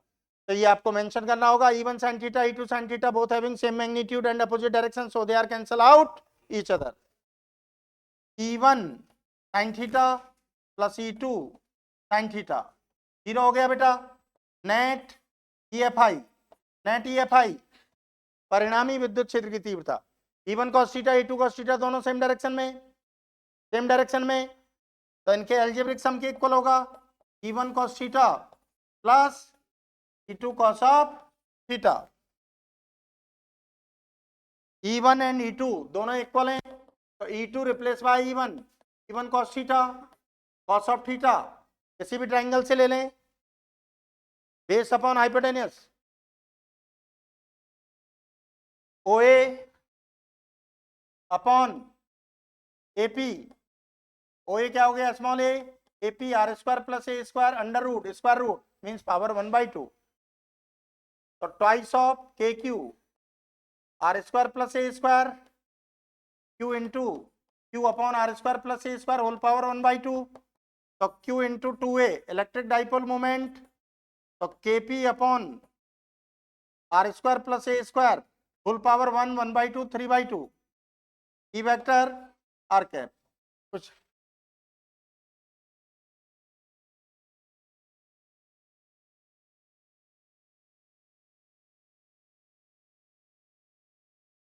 ए, सॉरी ए होगा, ओके आगे तो ठीक है, वो रनिंग में सुनोगे।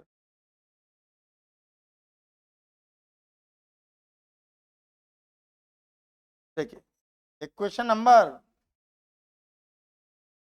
फर्स्ट, अब देखिए बेटा E vector equal to K P R square common लें, कॉमन लेंगे तो होल पावर 3/2, 3/2 से स्क्वायर कैंसिल होगा, R cube 1 plus A square upon are square whole power 3/2 R cap, R is greater than small A, then A square upon are square is negligible, E vector equal to K P upon are cube R cap. Question number third, अब देखिए P self vector quantity है, apply the arrow head over the P, तो are cap को remove कर देंगे, लेकिन अब आपको डायरेक्शन का एनालिसिस करना होगा P एंड E का, तो डायग्राम में आ जाइए।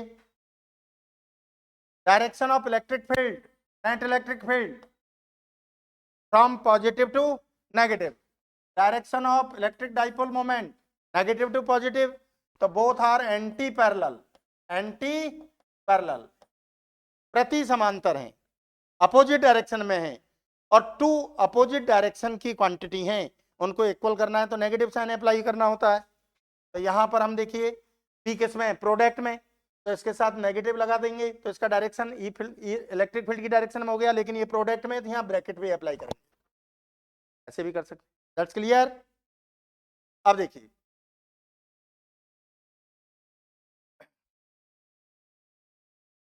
write the statement of Gauss's law of static electricity.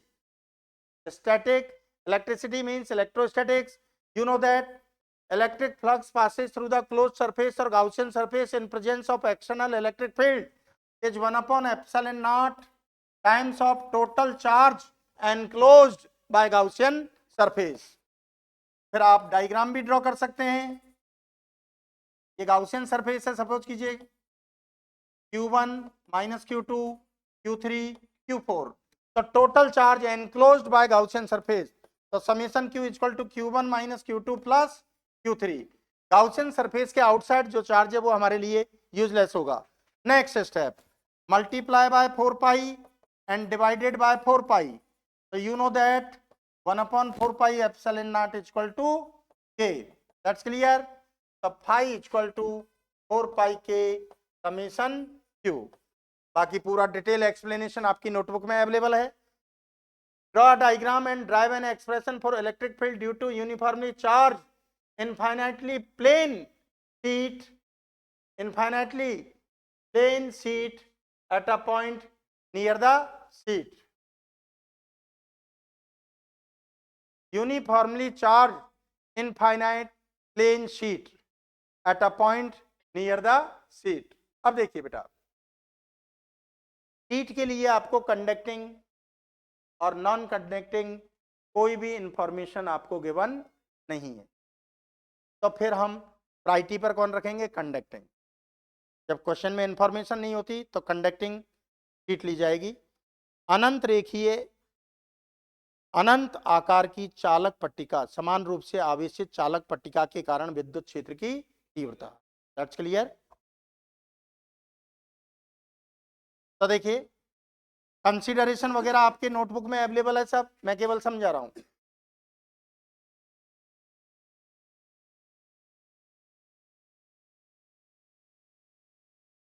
Let us consider an infinitely conducting sheet and given charge is uniformly distributed on the surface of sheet.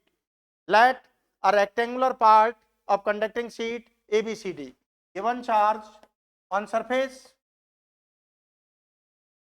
Hindi medium वाले सुने, अनंत आकार की एक चालक पट्टिका है जिसे स्मॉल क्यू आवेश दिया जाता है जो कि उसके पृष्ठ पर एक समान रूप से वितरित पट्टिका का एक आयताकार अल्पांश भाग ABCD है. इंग्लिश मीडियम वाले बच्चे, let us consider an infinitely conducting sheet and given charge small q is uniformly distributed on the surface of sheet. Let a rectangular part ABCD of sheet. A point P at a perpendicular distance OP is equal to small r. P अभी इधर mention कर देंगे, इतना तो Hindi medium वाले भी समझ लेंगे. A point P at a perpendicular distance OP is equal to small r where calculate the EFI. For EFI, imagine two smallest part A1 and A2 at same distance from point O. You know that smallest part में ये character include होता है कि उससे related quantities का magnitude same होता है.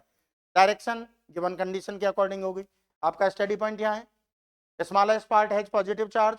You know that electric lines outwards from positive charge D vector due to another charge DE vector. दोनों का मैग्नीट्यूड सेम है. एक स्मॉलेस्ट पार्ट के लिए DE है तो दूसरे के लिए भी DE होगा. Away from the study point because electric lines outwards from positive charge. Positive charge से इलेक्ट्रिक लाइन बाहर निकलती है ना. Triangle OA1P OA2P OA1 OA2 both are equal to each other, same distance पर ही तो लिया है. OP कॉमन साइड है तो by use of Pythagoras theorem A1P A2P equal होगा. All three corresponding sides are equal to each other in both triangles. Both triangles are similar triangles, समरूप त्रिभुज हैं. OA1 के इन फ्रंट का angle theta, तो इसके इन फ्रंट में angle भी थीटा होगा because OA1 equal to OA2 दोनों इक्वल हैं तो इनके इन फ्रंट के एंगल भी इक्वल होंगे. ये इनके वर्टिकल एंगल, तो component D cos of theta, D cos of theta, D sin theta, D sin theta, D sin theta, D sin theta both having same magnitude and opposite direction, so they are cancel out. So D sin theta plus D sin theta plus and so on equal to 0. भाई आपने to smallest part लिए, more than two up to infinite कितने भी ले सकते हैं. 0 हो गया. D cos theta same direction. When two or more than two quantities are in same direction, so their resultant is always equal to the algebraic sum of individual quantities. ये दोनों सम same direction में तो इनके algebraic sum के equal resultant होगा कि नहीं होगा. तो net EFI E D cos theta plus D cos theta and so on. So summation of D cos of theta, that's clear, belongs to OP and perpendicular to the sheet, normally to the sheet. का direction क्या होगा? belongs to OP and perpendicular to the sheet. यहां तक तो ये direction के लिए. अब देखिए बेटा, determination of EFI according to Gauss's law. Imagine a Gaussian surface infinitely conducting sheet, means infinitely body की हम बात करें, डेली लाइफ में बात करें तो आपको और हमको कैसा दिखेगा? प्लेनर जिसमें बहुत सारे लाइंस सेगमेंट्स ड्रॉ कर सकें. Line segment mean linear charge means Gaussian surface cylindrical. तो for determination of EFI find करने के लिए हम गाउसियन सरफेस सिलेंड्रिकल लेंगे, बेलनाकार लेंगे. तो जानता नहीं है क्या? ये हिंदी मीडियम के बच्चे हैं, इनको सिलेंड्रिकल.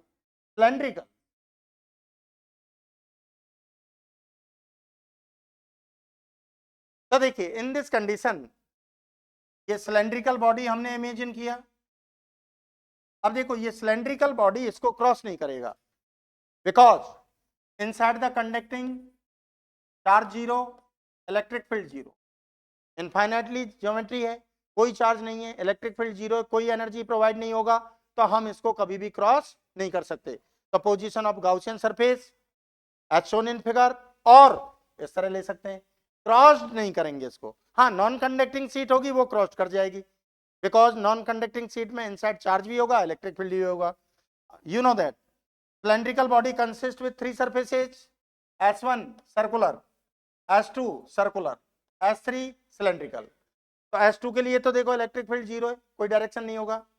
S1 के लिए electric field towards your right hand side, area vector ds vector always normally theta zero. Cylindrically के लिए electric field area vector normally 90 degree. That's clear? Okay. electric flux passes through the Gaussian surface or cylinder E vector dot of ds vector. Cylindrical body consists with three surfaces, so this integration divide into three parts. In this condition, closed integration convert into open integration. S1 theta 0, S2 electric field 0, S3 theta 90। अब देखिए expansion कर दीजिए भैया, आई EDS cos 0, यहाँ electric field है 0 direct हो गया, EDS cos 90 0। तो देखिए बेटा I equal to EDS 0 0 integration of DS total surface area S I equal to ds according to Gauss's law I equal to summation q upon epsilon naught given charge consideration में बताया q from equation 2 and 3 electric flux phi both are phi because both are same physical quantity, so they are equal to each other. ds q upon epsilon naught q upon s epsilon naught q upon s equal to sigma the charge per unit surface area, surface charge density, sigma upon epsilon naught, direction of EFI always normally or perpendicular to the surface of body, charge body n cap, n means normally, normal means perpendicular to the surface. Graph between R and electric field, you know that from basic result electric field not depend on R, so we get a straight line parallel to the R axis, जिस quantity पर depend नहीं करता है उसके about straight line आएगा। That's clear? Okay,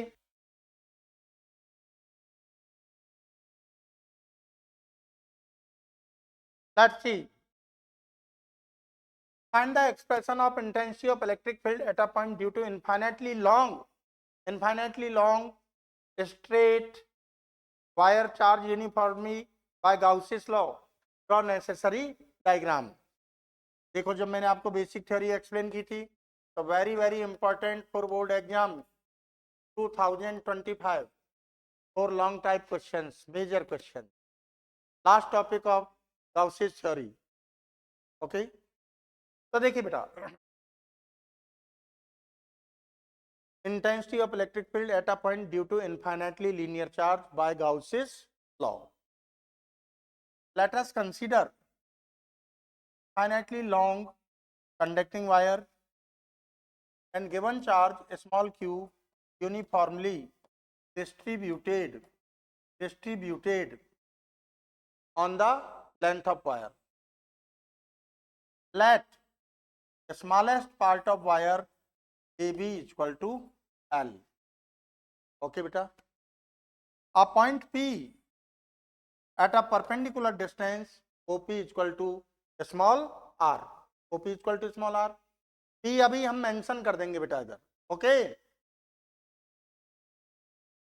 a point P at a perpendicular distance OP equal to small r, where calculate the EFI, where calculate the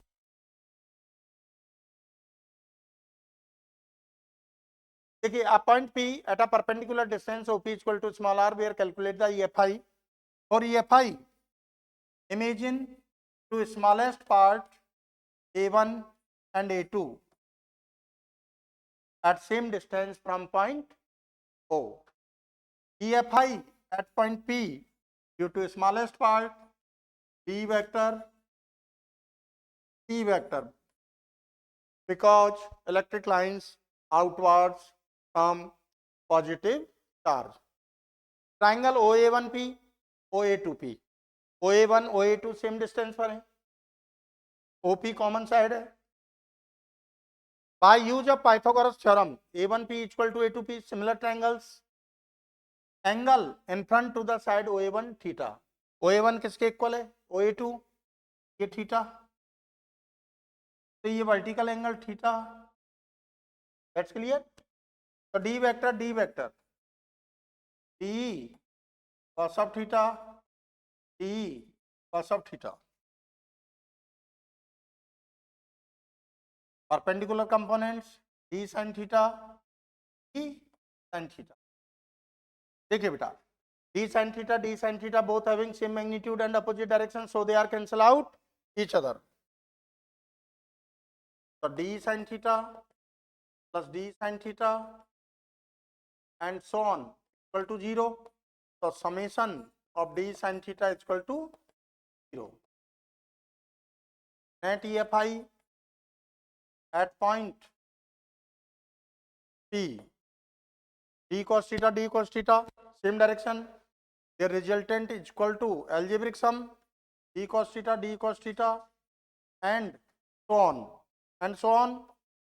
The summation of E cos theta belongs to OP. Okay, यहां तक का theory drafting केवल direction के लिए. अब हमें determination of EFI by Gauss's law, linear charge wire, linear charge है तो आपको एक्सियल लाइन होगा. तो गाउसियन सरफेस कौन सा इमेजिन करेंगे बेटा हम? सिलेंड्रिकल. कौन सा करेंगे? Cylindrical.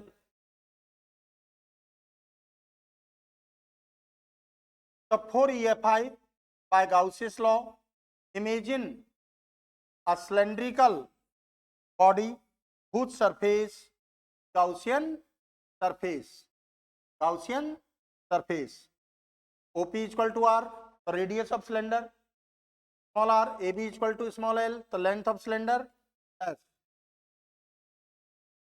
Gaussian surface consists with three surfaces: circular part, cylindrical part.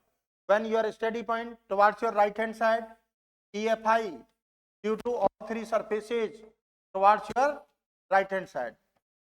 Area vector, this circular part 90 degree, this cylindrical part normally theta is equal to 0, because E vector ds vector both are in same direction, because this, for this circular part theta is equal to 90. Electric flux passes through the Gaussian surface E vector dot of ds vector for whole cylindrical body. Gaussian surface consists with three parts, so this integration convert into three parts. In this condition, closed integration convert into open integration. ds vector, vector. तो देखिए बेटा, S1 theta is equal to 90, S2 theta is equal to 90, S3 theta is equal to 0. तो phi is equal to ds cos of 90, ds cos of 90, ds cos of 0. तो cos 90 से तो बेटा ये 0 हो गए, means electric flux for both circular parts 0. ds integration applicable on smallest part. तो ये कौन सा पार्ट है भाई? Remaining part cylindrical. तो area of cylindrical part circumference into length. तो phi equal to E into 2 pi RL. Question number second. According to Gauss's law, I equal to summation Q upon epsilon naught. Consideration में मैंने बताया given charge क्या था? Q. तो from equation 2 and 3, electric flux both are same physical quantity, so they are equal to each other. From equation 2 phi, from equation 3 phi, both are phi phi, phi phi, E into 2 pi RL Q upon epsilon naught. E is equal to 2 upon 2 pi epsilon naught RL. Q upon L, charge per unit length, linear charge density. So lambda upon 2 pi epsilon naught R. Equation number 4. You know that 1 upon 4 pi epsilon naught is equal to K. So in this equation, multiply by 2 and divided by 2. 1 upon 4 pi epsilon naught is equal to K. So E is equal to twice of K lambda upon R. E vector R cap. That's clear. E is inversely proportional to R. जब मैंने आपको basic theory explain की थी, आपको पढ़ाई थी, तो बताया था कि इसके ग्राफ भी बोर्ड एग्जाम में अक्सर पूछे जाते हैं. तो graph between 1 upon R and E, E is directly proportional to 1 upon R. We get a straight line passing through the origin between R and E. So E is inversely proportional to R. We get hyperbolic curve. Okay. Next question. Find the intensity of electric field at the following points due to uniformly charged spherical cell. Spherical cell means conductor होगा. Spherical cell means conductor. तो देखिए, outside the cell, on the surface of cell, inside the cell. तो देखिए, case number first क्या है? When steady point means point P lies outside the cell, small r is greater than capital R. Let us consider a conducting sphere or a spherical cell of radius capital R and given charge small q is uniformly distributed on the surface of cell. A point P at a distance OP is equal to small r, OP is equal to small r, where calculate the EFI. For EFI, a sphere, a small sphere behave as a point charge. For point charge, Gaussian surface is spherical. For determination of EFI by Gauss's law, imagine a sphere of radius small r whose surface is Gaussian surface. A spherical body as a symmetrical body that has equipotential surface. EFI normally perpendicular to the surface, area vector normally perpendicular to the surface, E vector, ds vector both are in same direction. So angle between them theta is equal to 0. Electric flux passes through the Gaussian surface as theta is equal to 0. तो देखिए, ds cos theta, expansion of dot product theta is equal to 0, ds cos 0, integration applicable on smallest part, so capital E taking outside from it integration sign, close integration of ds, total surface area of Gaussian surface. Gaussian surface कौन सा है आपका? Big sphere, जिसका radius क्या है? Small R. तो close integration of ds 4 pi r square. तो phi is equal to P into 4 pi r square. That's clear. According to Gauss's law, phi is equal to summation q upon epsilon naught. Consideration में मैंने बताया summation q given charge क्या था बेटा? q. तो total charge enclosed by Gaussian surface q upon epsilon naught. From equation first and second, phi both are same physical quantities, so they are equal to each other. 4 pi r square q upon epsilon naught is equal to q upon 4 pi epsilon naught r square. 1 upon 4 pi epsilon naught is equal to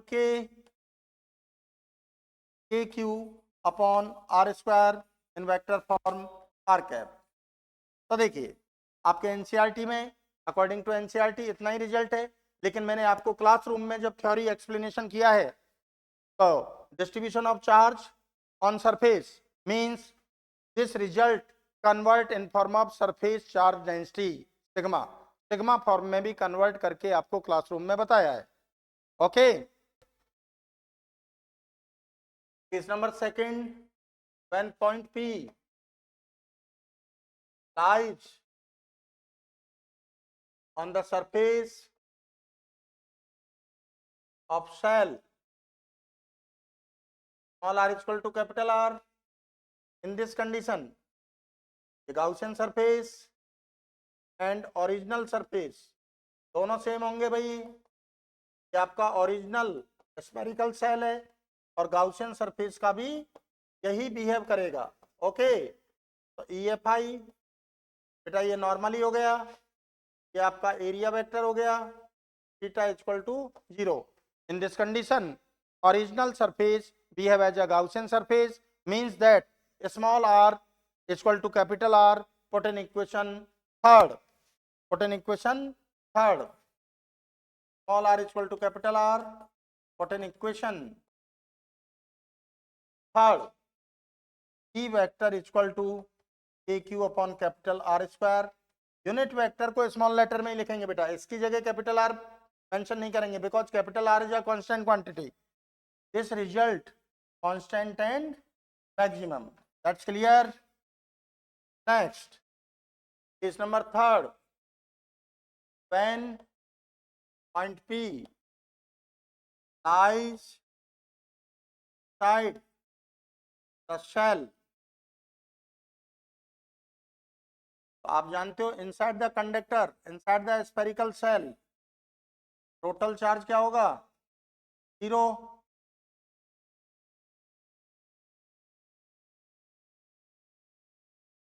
देखिए ये आपका study point है, तो Gaussian surface तो होगा आपका, इन करें तो गिवन चार्ज कहाँ होगा?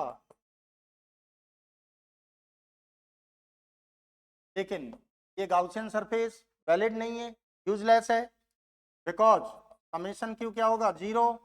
तो summation Q 0, then electric field inside the spherical shell is 0। That's clear. Number 4 ले लें।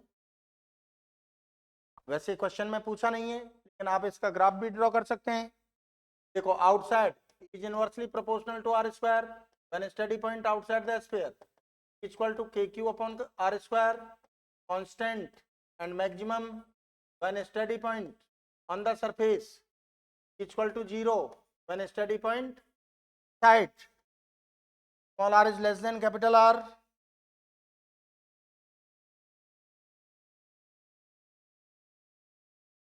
आएगा बेटा, है ना?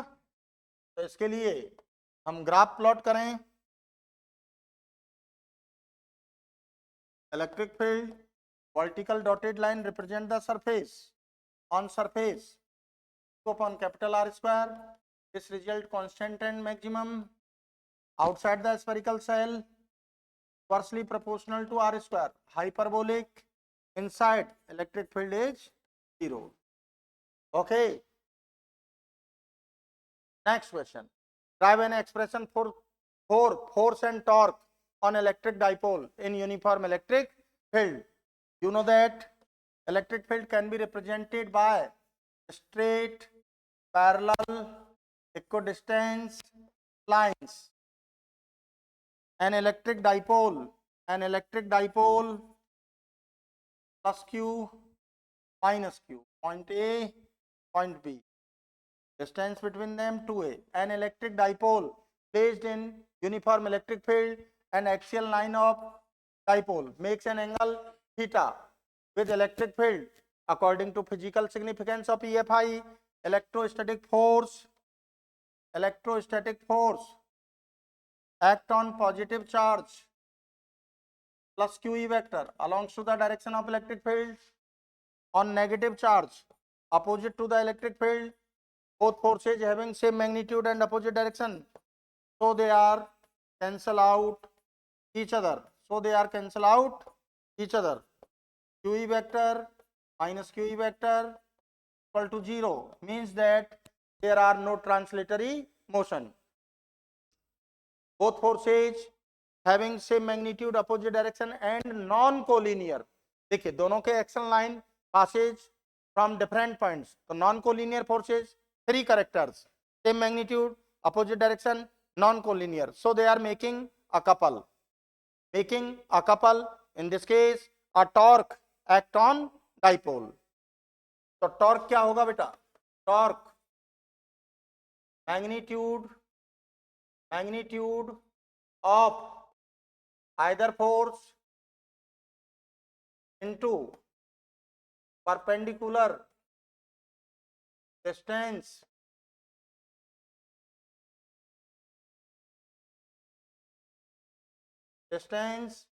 between them. ओके, तो देखिए परपेंडिकुलर डिस्टेंस फाइंड करने के लिए हम क्या करेंगे बेटा? Axial line of minus Q E drawn in backward direction, a perpendicular drop from point A, theta corresponding angle, तो from triangle ABN, sin theta perpendicular upon hypotenuse AB, AN AB 2A, तो AB AN equal to क्या हो गया बेटा? 2A sin theta, 2A sin theta. That's clear? तो देखिए torque magnitude of either force into perpendicular distance AN, तो QE 2A sin theta, Q into 2A क्या हो जाएगा बेटा? P, तो tau equal to P sin theta, due to sin theta apply the cross product. Cross product में order का ध्यान रखना होता है, because cross product does not obey of commutative law. तो देखिए direction of electric dipole moment from negative to positive.